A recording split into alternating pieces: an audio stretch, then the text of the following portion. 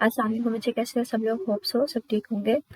आज हम second year की फिजिक्स चैप्टर 20 के एक्सरसाइज के शॉर्ट क्वेश्चंस करेंगे। So let's just see one by one. कहते हैं फर्स्ट शॉर्ट क्वेश्चन है, Bohr theory of hydrogen atom based है। बहुत सारी उसके अजम्पशंस हम ले रहे होते हैं। बोहर मॉडल की ना डिफरेंट अजम्पशंस होती हैं। कहते कोई एक ऐसी अजम्पशन है उनमें से जो क्लासिकल मैकेनिक्स को या फिजिक्स को कंट्राडिक्ट कर रही हो, उसके ऑपोजिट हो। कहते हैं हाँ जी, जो फर्स्ट पॉस्टुलेट है बोहर थ्योरी का वो कंट्राडिक्ट करता है क्लासिकल फिजिक्स को। क्लासिकल फिजिक्स के अकॉर्डिंग ये कहते हैं कि जो अगर कोई एक्सेलरेटिंग चार्ज है, ठीक है, वो मूव करता है ऑर्बिट्स में, तो वो कॉन्टिन्यूसली रेडिएट करेगा एनर्जी या इलेक्ट्रोमैग्नेटिक वेव एमिट करेगा। तो जब वो वेव्स एमिट करता रहेगा, एनर्जी एमिट करता रहेगा, तो उसकी एनर्जी क्या होती जाएगी? कम होती जाएगी। और इलेक्ट्रॉन कॉन्टिन्यूसली अगर एनर्जी रिलीज कर रहा है तो उसका ऑर्बिट कम होता होता है, एक टाइम ऐसा आएगा कि वो न्यूक्लियस में गिर जाएगा। लेकिन बोहर के अकॉर्डिंग जो इलेक्ट्रॉन है वो कॉन्टिन्यूसली मूव करता रहता है और किसी किस्म की रेडिएशन जो है वो एमिट नहीं करता, एनर्जी रिलीज नहीं करता। तो ये कंट्राडिक्शन थी बोहर में और क्लासिकल फिजिक्स में। सेकंड शॉर्ट क्वेश्चन है, कहते हैं what is meant by line spectrum, explain how line spectrum can be used for the identification of elements. कहते हैं लाइन स्पेक्ट्रम तो पहले देखते हैं हम ऑब्टेन किस तरह से किया जा सकता है। ये होता है क्या है? कहते हैं आप क्या करो, एक गैस को लो और इसमें से क्या करो, इलेक्ट्रिक करंट पास ऑन करवाओ, जिसकी वजह से वो गैस के जो एटम्स हैं वो एक्साइटेड हो जाएंगे। मतलब electrons low energy levels high energy levels में चले जाएंगे। जब वो डी एक्साइट होगा तो जो उससे स्पेक्ट्रम आपको ऑब्टेन होगा ना, उसमें डिफरेंट लाइंस, शार्प लाइंस नजर आ रही होंगी। ठीक है, अगर मैं इसको ड्रॉ भी करना चाहूँ कि हमारे पास जो स्पेक्ट्रम किस तरह का आपके पास ऑब्टेन होगा, हमारे पास इस तरह की ना, इस अगर ये स्पेक्ट्रम मैं ड्रॉ करती हूँ तो आप सॉरी वन सेकेंड, अगर मैं ये स्पेक्ट्रम यहाँ पे इलेक्ट्रोमैग्नेटिक, ये प्रॉब्लम होती है थोड़ी सी ड्रॉ करने में कि अगर मैं एक स्पेक्ट्रम ड्रॉ करूँ इस तरह से, तो आपके पास इलेक्ट्रोमैग्नेटिक स्पेक्ट्रम में क्या होता है, आपके पास ये शार्प लाइंस नजर आ रही होती हैं। ठीक है, तो इस टाइप का जो स्पेक्ट्रम होगा वो कौन सा होगा? लाइन स्पेक्ट्रम होगा। कहते हैं लाइन स्पेक्ट्रम में हमारे पास किस तरह से एलिमेंट्स को आइडेंटिफाई कर सकते हैं। कहते हैं जो हर लाइन होती है ना इलेक्ट्रोमैग्नेटिक स्पेक्ट्रम में, उसकी अपनी वेवलेंथ और फ्रिक्वेंसी होती है, और जो हर एलिमेंट होता है उसकी भी अपनी वेवलेंथ और फ्रिक्वेंसी होती है लाइन स्पेक्ट्रम में। तो अगर इलेक्ट्रॉन्स जो है किसी भी एटम में, वो डिफरेंट एलिमेंट्स के लिए इलेक्ट्रॉन्स की डिफरेंट वेवलेंथ और फ्रिक्वेंसी होगी, और यहाँ से हम आइडेंटिफाई कर सकते हैं इन लाइंस की वेवलेंथ फ्रिक्वेंसी से कि ये कौन सा एलिमेंट है, क्योंकि हर एलिमेंट में ऑर्बिट्स की अपनी वेवलेंथ और फ्रिक्वेंसी फिक्स्ड होती है। ठीक है, कहते हैं can the electron in the ground state of hydrogen atom absorb a photon of 13.6 and greater than 13.6। अच्छा, अगर ग्राउंड स्टेट में है ना कोई हाइड्रोजन एटम, तो उससे इलेक्ट्रॉन को आयनाइज होने के लिए मिनिमम इतनी एनर्जी चाहिए 13.6। अगर इससे ज़्यादा होंगे तो वो उसकी काइनेटिक एनर्जी में चेंज हो जाएगा, लेकिन इतनी एनर्जी चाहिए एटम से निकलने के लिए। तो कहते हैं हाँ, ऑब्जॉर्व कर सकता है 13.6 से। आयोनाइजेशन के लिए कितनी चाहिए? निकलने के लिए इतनी चाहिए। ठीक है, और इससे ज़्यादा अगर ऑब्जॉर्व करेगा तो वो उसकी काइनेटिक एनर्जी के फॉर्म में चेंज हो जाएगी। कहते हैं how can the spectrum of hydrogen contain so many lines when hydrogen contains only one electron. के हाइड्रोजन एटम में इलेक्ट्रॉन तो सिर्फ एक ही होता है, लेकिन उसकी स्पेक्ट्रल लाइंस काफ़ी ज़्यादा होती है। मुझे इलेक्ट्रॉन एक ही है लेकिन नंबर ऑफ ऑर्बिट्स तो डिफरेंट हो सकते हैं, जैसे KLM and number of orbits possible है। तो अगर वो इलेक्ट्रॉन जो है डिफरेंट स्टेप्स में नीचे आता है, फॉर एग्जांपल के से एम से के में आ जाए, एल से के में आ जाए, तो हर उसके अकॉर्डिंगली जो स्पेक्ट्रम आएगा, जो लाइंस आएंगी, उनकी एनर्जी डिफरेंट होगी। ठीक है, तो सर्टेन वेवलेंथ होगी। अगर वो जंप करता है मल्टीपल स्टेप्स में, मतलब एल वाले शेल से के में आए या एम वाले के से के में आए, तो नंबर ऑफ ऑर्बिट्स तो ज़्यादा पॉसिबल है ना अगर इलेक्ट्रॉन एक की है। तो इसलिए हमारे पास डिफरेंट स्पेक्ट्रम ऑफ, मतलब नंबर ऑफ लाइंस ऑब्टेन हो सकते हैं स्पेक्ट्रम में।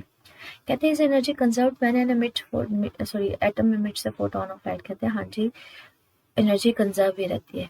क्यों? क्योंकि जब कोई इलेक्ट्रॉन जंप करता है ना हाई लेवल से लो लेवल में, तो एनर्जी रिलीज करता है, लेकिन उसने वो एनर्जी ली होती है, पहले ऑब्जॉर्ब की होती है, जब वो लो एनर्जी लेवल से हाई एनर्जी लेवल में मूव करता है। ठीक है, और जब वो वापस आता है तब वो वही एनर्जी रिलीज कर रहा होता है। इसलिए ये law of conservation of energy के ये साथ अकॉर्डिंग टू वैलिड है। कहते हैं एक्सप्लेन करें, ग्लोइंग गैस जो है वो सिर्फ और सिर्फ सर्टन वेवलेंथ की लाइट देती है। ठीक है। And why does gas is capable absorbing the same wavelength, और जब उसको टेम्परेचर दिया जाता है तो वो उसी सिर्फ वेवलेंथ की एनर्जी अब्सॉर्ब कर रही होती है, बल्कि जो दूसरी वेवलेंथ है उसको अब्सॉर्ब नहीं करती। ट्रांसपेरेंट का मतलब है उनको अब्सॉर्ब भी नहीं करती और मिट भी नहीं करती। कहते हैं इसकी रीज़न यही है कि जब भी इलेक्ट्रॉन जो है वो जंप करते हैं ना हाई एनर्जी लेवल से लो एनर्जी लेवल में, तो जो एनर्जी रिलीज करेगा, फोटोन रिलीज करेगा, उसके एनर्जी लेवल्स के डिफरेंस के इक्वल होगी। तो जितना उसका एनर्जी लेवल्स का डिफरेंस होगा उतनी ही वेवलेंथ का फोटोन जो है वो अमिट करेगा, मतलब सर्टेन वेवलेंथ होगी उसकी फिक्स होगी। और जब अगर उसने लो एनर्जी लेवल से हाई एनर्जी में जाना होगा तो वो उतनी ही एनर्जी का फोटोन या उतनी वेवलेंथ का फोटोन अब्सॉर्ब करेगा। ठीक है। कहते हैं व्हाइट इज सॉरी, ये वही आंसर है, white is transparent to other wavelength. वो क्यों अब्सॉर्ब नहीं करता? क्योंकि उसने एनर्जी लेवल्स के डिफरेंस के इक्वल एनर्जी रिलीज भी करनी होती है और अब्सॉर्ब भी करनी होती है, इसलिए उसकी वैल्यू फिक्स होती है। कहते हैं what do we mean by when we say that atom excited. Excited का मतलब होता है कि एटम में जो इलेक्ट्रॉन है वो लो एनर्जी लेवल से हाई एनर्जी लेवल में गए हुए हैं, कोई एनर्जी अब्सॉर्ब करके, कोई फोटोन अब्सॉर्ब करके। जब भी किसी एटम में इलेक्ट्रॉन लो एनर्जी लेवल से हाई एनर्जी लेवल में जाता है ना कोई फोटोन अब्सॉर्ब करके, तो हम कहते हैं एटम के स्टेट में, एक्साइटेड स्टेट में। कहते हैं कैन एक्स रेज भी रिफ्लेक्टेड डायरेक्टेड पोलराइजेशन देती है जैसे बाकी वेव्स होती है। एक्स रेज है, रेज है मतलब वेव्स है, तो अगर ये वेव्स हैं तो जाहिर सी बात है ये दूसरी वेव्स की तरह ये सारे फिनोमिनास देंगे। ठीक है। तो यहाँ पे ही बात कर रहे हैं कि एक्स रेज भी ये सारे फिनोमिनास देते हैं। क्यों? क्योंकि एक्स रेज भी क्या है, वेव्स है, तो अगर वेव्स है तो ये भी ये सारे फिनोमिनास देंगे, डायफ्रैक्शन भी देंगे, सारा कुछ देंगे। ठीक है।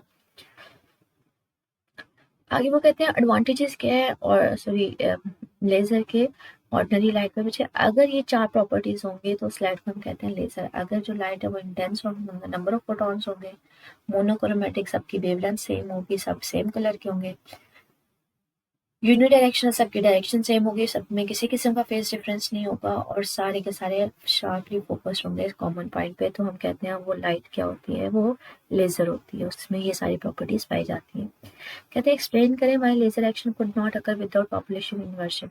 बच्चे पॉपुलेशन इन्वर्जन का मतलब होता है एक्साइटेड स्टेट में फोटोन से ज़्यादा होना, ग्राउंड स्टेट में कम। ज़्यादा एक्साइटेड स्टेट में होंगे, जब वो वापस आएंगे तब जितने ज़्यादा इलेक्ट्रॉन्स हमारे पास एक्साइटेड स्टेट में होंगे, जब वो ग्राउंड स्टेट में आएंगे तो उतने ज़्यादा फोटॉन्स एमिट करेंगे और जितनी इंटेंसिटी ज़्यादा होगी तो हम उसको लेजर बोलते हैं। तो यही बात करते हैं कि नंबर ऑफ एटम्स जो होते हैं ना मेटास्टेबल स्टेट में, अगर वो ज़्यादा नहीं होंगे, ठीक है, मेटास्टेबल स्टेट भी बच्चे एक्साइटेड स्टेट ही होती है लेकिन उसमें ना इलेक्ट्रॉन्स का स्टे करने का टाइम ज़्यादा होता है। अगर मतलब ज़्यादा नहीं होंगे ग्राउंड स्टेट की निस्बत, तो जो हमारे पास जब वो वापस आएंगे तो जो नंबर ऑफ फोटॉन्स होंगे वो उतने ज़्यादा होंगे नहीं कि उसको लेजर हम कह सकें। ठीक है। तो यहाँ पे यही बात कर रहा है कि अगर उसमें ज़्यादा नहीं होंगे तो जो इंसिडेंट फोटॉन्स होंगे ना वो अब्सॉर्ब हो जाएंगे एटम्स के थ्रू जब वो ग्राउंड स्टेट में होंगे और वो एक्साइटेड स्टेट में चले जाएंगे, मेटास्टेबल स्टेट में। तो जो लेजर है वो मतलब हमारे पास नंबर ऑफ फोटॉन्स नहीं ऑब्टेन कर सकते, लेकिन अगर एक्साइटेड स्टेट में इलेक्ट्रॉन से ज़्यादा होंगे, जब वो डी एक्साइट होंगे तो at the time number of photons obtain होंगे और उनको हम लोग नाम दे देंगे लेजर का। तो इसलिए हम कहते हैं पॉपुलेशन इन्वर्जन जरूरी है, एक्साइटेड मेटास्टेबल स्टेट में ज़्यादा इलेक्ट्रॉन्स का होना ज़रूरी है। ठीक है। इससे रिलेटेड स्टिल कोई क्वेश्चन हुआ तो बच्चे कमेंट सेक्शन में पूछ लीजिएगा। ओके, अल्लाह हाफिज़।